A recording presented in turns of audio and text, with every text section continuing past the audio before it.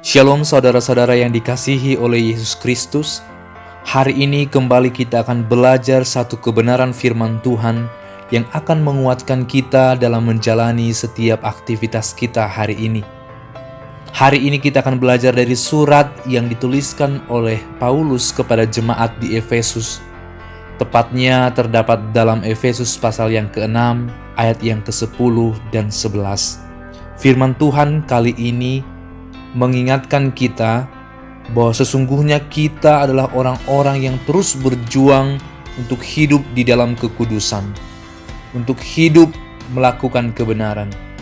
Karena kita adalah orang-orang yang sudah diampuni dan ditebus oleh Yesus Kristus. Sehingga karena kita sadar bahwa kita sudah diampuni, kini kita sungguh-sungguh ingin melakukan apa yang Tuhan kehendaki. Demikian firman Tuhan.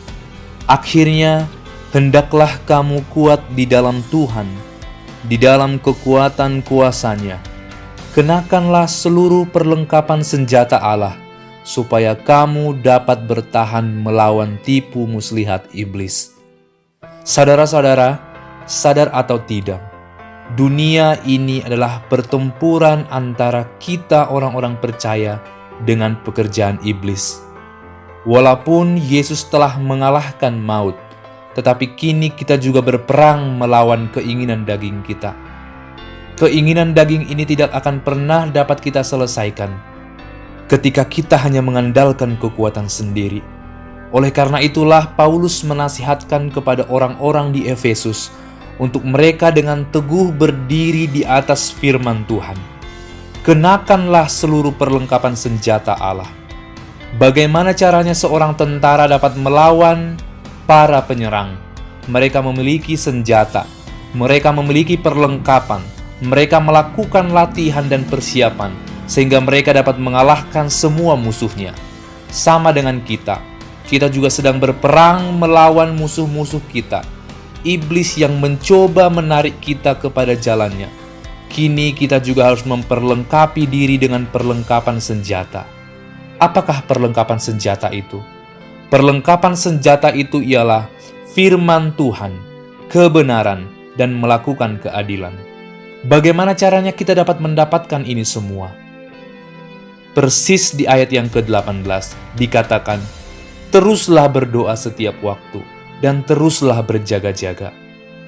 Saudara-saudara yang dikasihi oleh Tuhan, tidak ada satupun di antara kita yang lebih kuat daripada orang yang lain. Kita semua adalah orang-orang yang lemah, yang berdosa.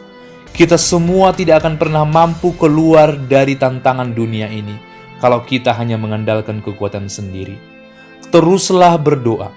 Teruslah bangun relasi percakapan yang dekat dengan Tuhan. Karena percakapan itu yang membuat kita semakin kuat. Itulah perlengkapan senjata kita, sehingga kita mampu melawan iblis di dalam nama Tuhan Yesus. Oleh karena itu, jangan pernah menganggap sepele akan keinginan daging yang buruk ini. Keinginan daging yang terus membawa kita kembali kepada dosa masa lalu kita. Ingatlah, Yesus yang adalah firman, satu-satunya senjata yang bisa mengalahkan kita dari dosa yang selama ini mengurung kita. Ia telah membebaskan kita dari dosa itu. Akankah kita mau tetap berada di dalam dosa itu? Atau kita mau keluar darinya dengan mengandalkan kebangkitan Kristus yang telah menang itu? Iblis itu seperti singa yang mengaum-ngaum, yang siap menerkam anak-anak Tuhan.